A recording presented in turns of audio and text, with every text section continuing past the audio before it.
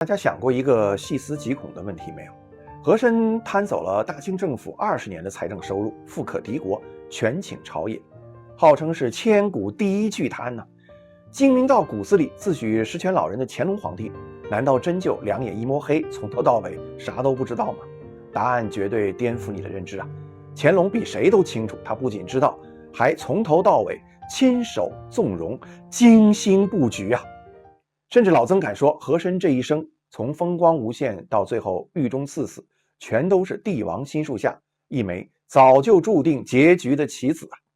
今天咱们不聊野史，不看电视剧，撕开历史的伪装，继续说说和珅，重点讲讲乾隆、嘉庆父子俩算计和珅一辈子的狠辣套路。这里是曾子航人物志，争议人物重新解读，不吹不黑，只讲人性。觉得内容干货满满，别忘了点赞订阅，打开小铃铛，不错过每一期历史人物真相解密。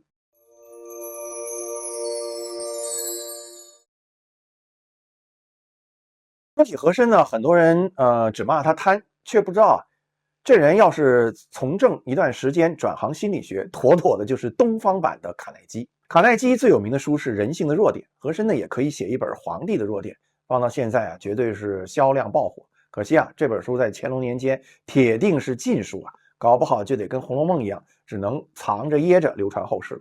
玩笑归玩笑，咱们聊聊正题很多人都疑惑，历朝历代为啥很多精于权谋的皇帝放着清正廉洁的清官也不用偏偏宠幸李林甫、严嵩、和珅这种大贪官大奸臣。你看唐玄宗宠李林甫，一路是福到宰相嘉庆帝用严嵩20年不倒，乾隆处和珅更是宠成了大清顶流 CP。 这三位全是玩弄权术的高手，难道就不怕这个贪官是掏空国库吗？老曾总结了3大核心原因，第3条才是帝王心术的精髓，听完后是背脊发凉。第1条，贪官比清官更听话更忠心。这话是不是很反常识道理其实特别简单，贪官的权利富贵全是皇帝给的，想要过好日子就得死心塌地跟着主子，让往东不往西，让打狗不骂鸡。可清官不一样人家心里装的是天下百姓圣贤理想，讲究一身正气，遇上皇帝做错事敢直言死谏，一点面子不给，在皇帝眼里这不就是个油盐不进的二愣子吗？哪个主子愿意天天对着这种人？第2点，贪官是皇帝的背锅侠，专干脏活累活皇帝想要敛财，想要办一些上不了台面的事，自己不能亲自动手，那怎么办？就得培养一个贪官当白手套，坏事你来做，黑锅你来背，好处我来拿，用着顺手，扔了也不心疼，简直就是帝王最佳工具人第3点最关键，贪官有把柄在手，永远好拿捏清官两袖清风，无欲无求，皇帝抓不到半点小辫子，这种人能力再强，皇帝心里也发怵，你啥都不图，难道图我的江山吗？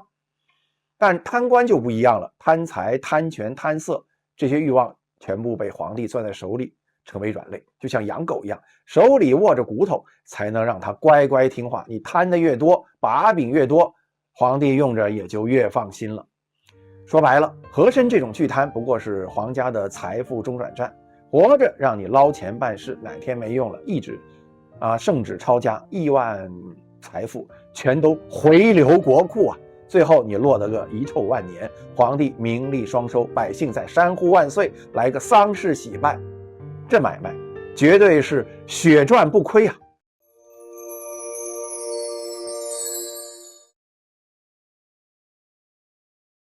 说到这里，大家就懂得了这个乾隆的心思了。那还有一个终极疑问，为啥乾隆活着时候不杀和珅，刚一闭眼，嘉庆5天之内就火速的抄家赐死？难道嘉庆跟和珅有什么血海深仇？根本不是，和珅精明一辈子，绝不会得罪未来的储君。真相只有一个，这是乾隆临终前给儿子嘉庆布下的最后一盘大棋。和珅就是留给新皇帝的双重礼包一份是人头礼包，帮嘉庆坐稳皇位，震慑百官；一份是钱包礼包，亿万家产填满空虚的国库。其实乾隆的心里门清第一，和珅权倾朝野，手握军权、财权、人事权，连当朝皇帝嘉庆都沦为傀儡。长此以往，大臣只知和珅，不知大清天子。第二，和珅贪腐多年，得罪满朝文武，天下百姓人人痛恨，杀他是民心所向啊。第三，自己在世能压得住和珅，年轻的嘉庆根本镇不住这个老狐狸，所以乾隆一辈子不杀和珅，既用他办事敛财，又把他养得肥肥的，就等着死后让儿子是一刀收割啊。也许有人问，你有什么证据？最明显的就是乾隆明明知道和珅危险，却从头到尾没给过一句免死金牌，有时候沉默就是最狠的判决书。乾隆死后，和珅依然是军机大臣、九门提督、内务府总管大臣，大权在握。嘉庆如果不杀他，大臣只知和珅不知嘉庆，政令出不了皇宫，他永远就是个傀儡皇帝。那嘉庆杀和珅三大刚需也就呼之欲出了。其一，夺权，只有扳倒和珅，嘉庆才能够真正的君临天下。其二，搞钱，和珅跌倒，嘉庆吃饱。和珅贪的20年国家财政收入到手，等于一次性给大清充值了一个超级国库啊。其三，立威，斩杀百官之首，两朝元老，让全天下都知道新皇帝不好惹啊。也许有人会说，和珅也是聪明一世，糊涂于时，他难道看不出他地位再高，贪的再多，也不过是乾隆手中的一颗棋子？新皇帝一旦掌握实权，这颗棋子会毫不犹豫地丢掉，甚至被碾碎吗？你以为和珅傻？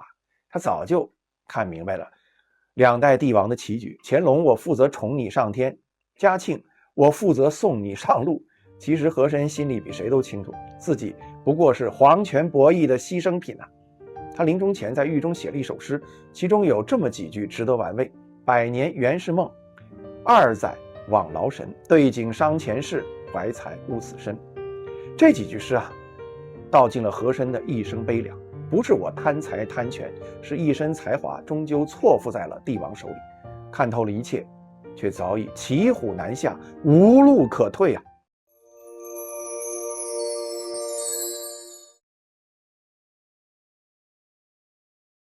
很多人大概不知道啊，电视剧里天生贪婪的和珅早年根本不是这样的。刚入仕途，他心怀理想，一身正气，痛恨贪腐，立志要做一代清官。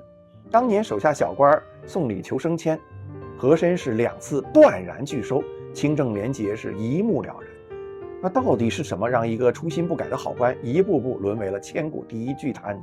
转折点就是他30岁那年查办的云贵总督李世尧贪腐案。李世尧身为封疆大吏，贪赃枉法，结党营私。和珅铁面无私，查抄罪证，一分赃款都没私留。可结果呢？李世尧靠着常年给乾隆进贡奇珍异宝，是皇帝的私人钱袋子，最后呢，竟然免于死罪，还官复原职啊！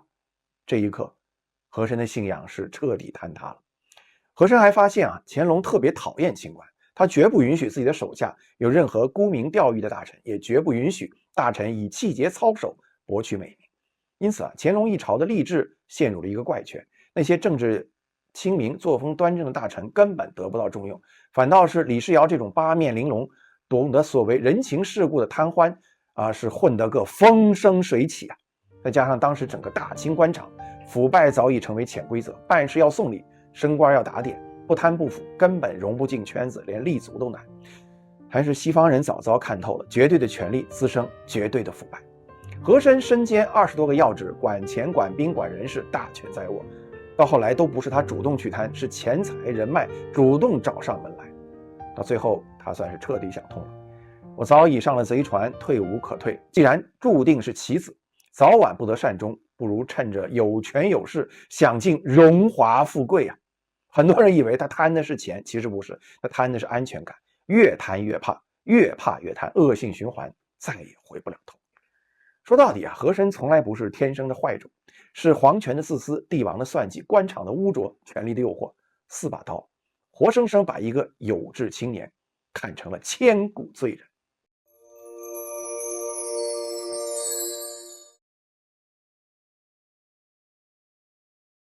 嘉庆4年正月初3，也就是公元1799年，太上皇乾隆驾崩，当了4年的儿皇帝，嘉庆终于亲政。他做的第一件大事就是收拾和珅。从乾隆38年，和珅作为一名普通的侍卫被乾隆意外发现，到乾隆53年，和珅任文华殿大学士，兼领吏部、户部，晋封3等中乡伯，开始独揽大权。和珅只用了15年。然而，从嘉庆4年正月13日，嘉庆皇帝正式宣布和珅的罪行。和珅这个乾隆后期到嘉庆初期，在广大吃瓜群众眼里的二皇帝，从权势滔天到被逮捕抄家下令赐死，比和珅发迹的时间更短，仅仅用了5天。用苏东坡的一句名诗来形容，那就是谈笑间樯橹灰飞烟灭。关于和珅被杀的原因，可以从嘉庆宣布的和珅20条罪状当中看出端倪。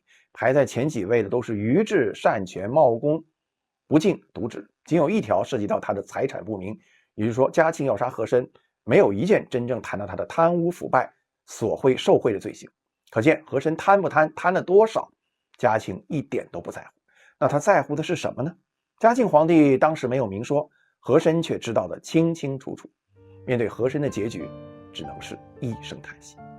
他的故事哪里只是一个贪字可以概括的，分明是专制皇权下所有人性的悲剧缩影。皇帝从来不怕你贪，只怕你不听话，怕你的权力盖过皇权。哪怕你位极人臣，在皇帝的眼里都是韭菜，迟早要割的。这里是曾子航人物志，争议人物，不吹不黑，只讲人性。历史从来就不是非黑即白，读懂人性才算是读懂真正的历史。喜欢这期的解读，点赞订阅，开启小铃铛。下期呢，咱们继续深挖那些被历史误读1000年的大人。